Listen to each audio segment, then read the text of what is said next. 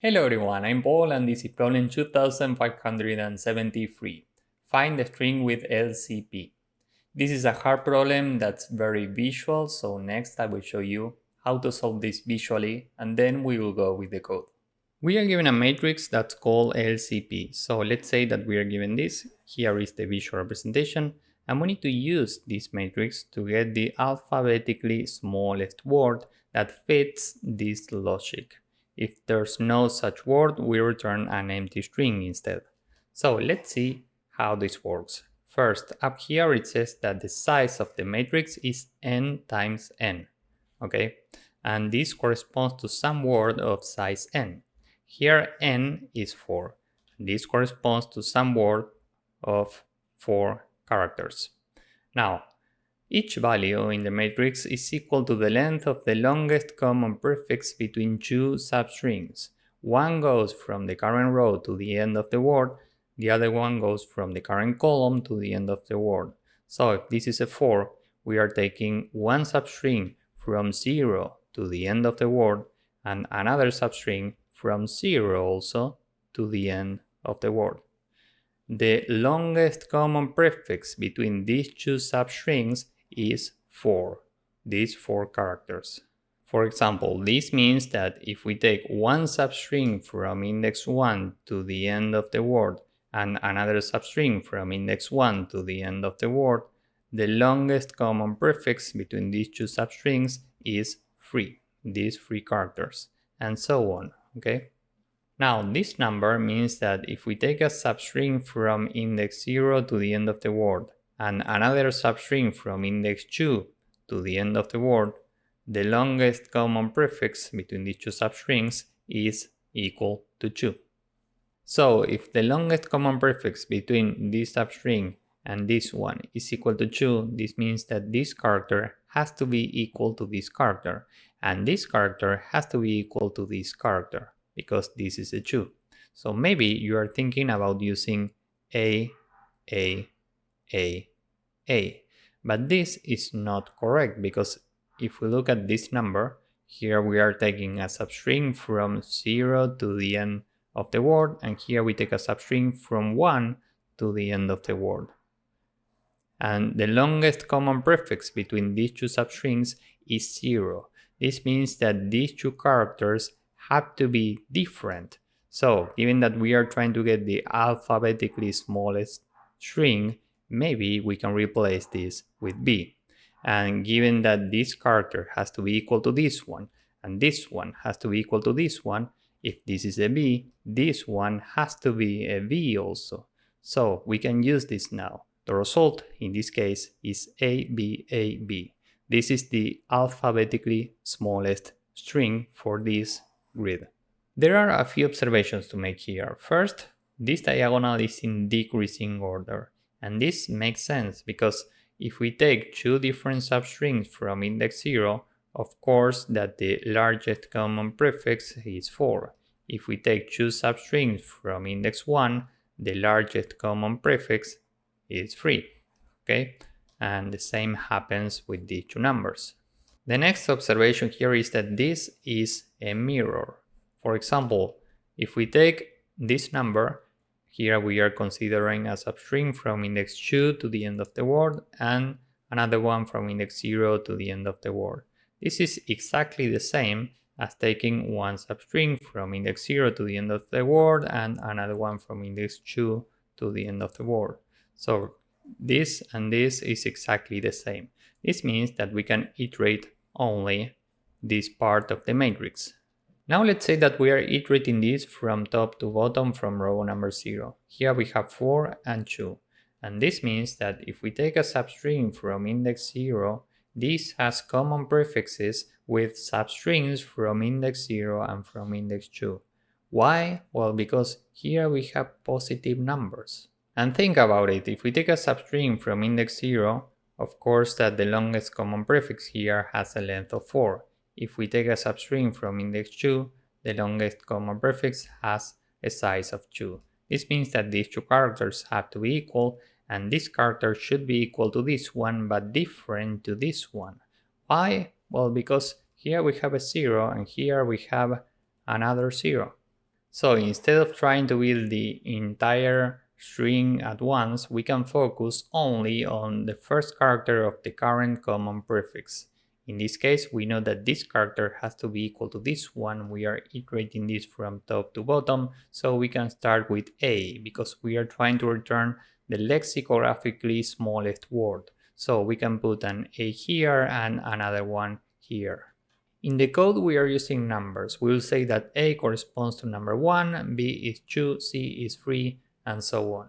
And we can keep track of the current character with a variable which we'll call current. This is initially 1, meaning character A. We are keeping track of the characters that we use with these array letters. And now we can update current to the next number. We have already used A for row number 0, and now we are updating this to 2, which corresponds to B. So now we are looking at row number 1. Here we take a substring from index 1. This has common prefixes with substrings from index 1, of course, and from index 3. This means that this and these characters have to be equal. And current is 2, meaning B. So now we can update each of these to 2. Now current is 3, which corresponds to C, and we are iterating row number 2. Here we take a substring from index 2, and this has a common prefix with a substring from index 2, of course. So maybe you are thinking about replacing this with current, but this is wrong. Why? Well, because of two things. Remember that we are trying to get the lexicographically smallest string, and here we already have a character that's smaller than current. And most importantly, remember that this character has to be equal to this one. If we replace this with 3, now we are breaking this logic. So this is wrong. If we have a number that's different from 0 here, we keep this number.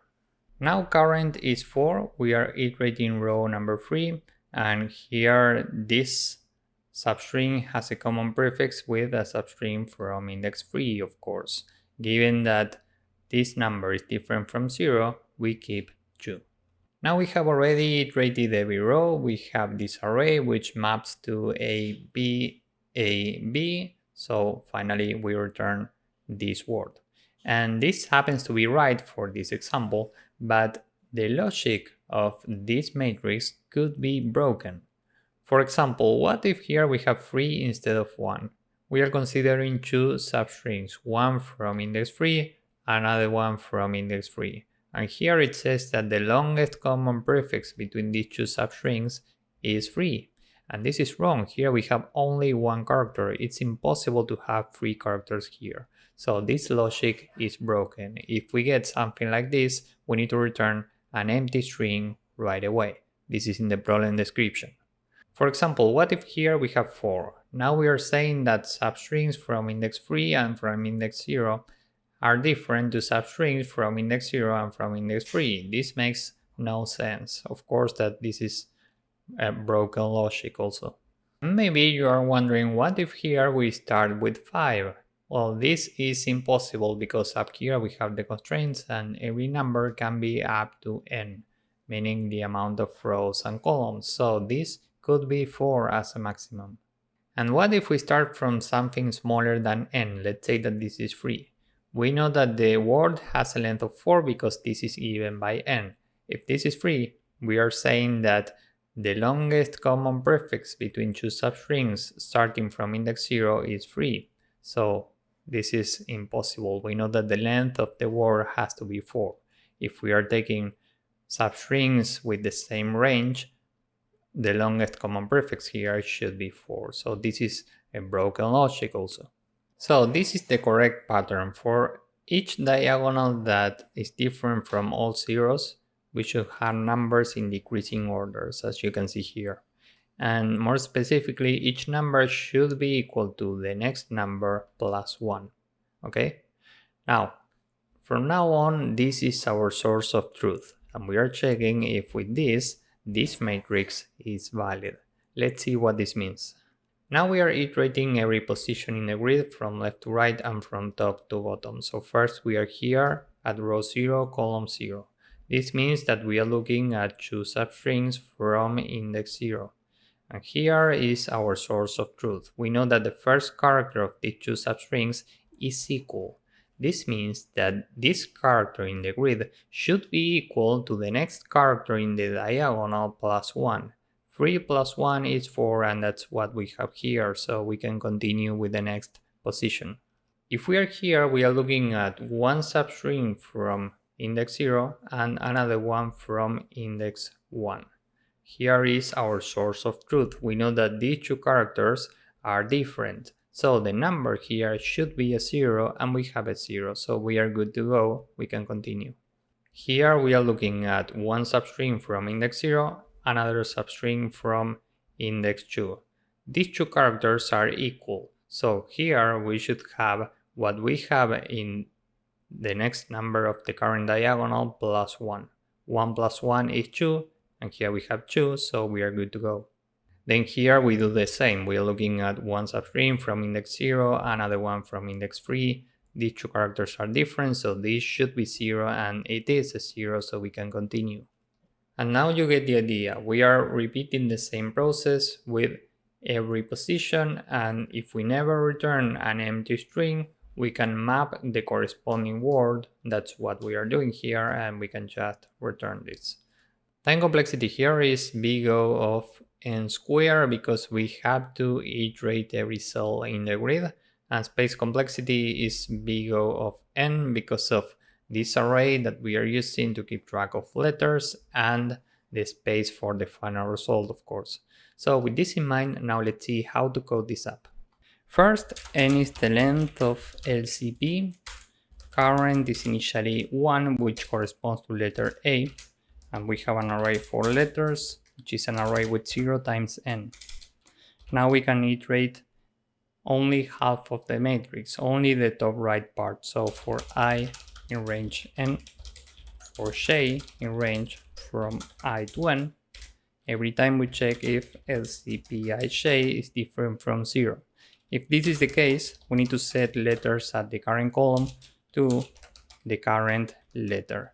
And whenever we move to the next row, we need to update current to the next number. We are using one letter per row.